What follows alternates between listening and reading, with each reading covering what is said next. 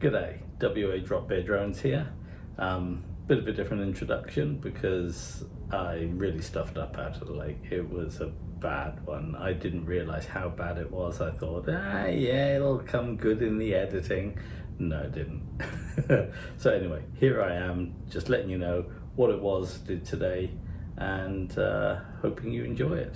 Went out to Lake Gnangara. It's early February, beautiful weather, sunny, glorious day, and got some really good footage that I hope you enjoy.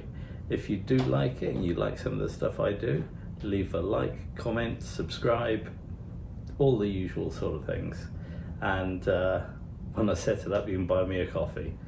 Fuck it, you can buy me a coffee anyway. Just stop me in the street and go, here, have a coffee. Thank you.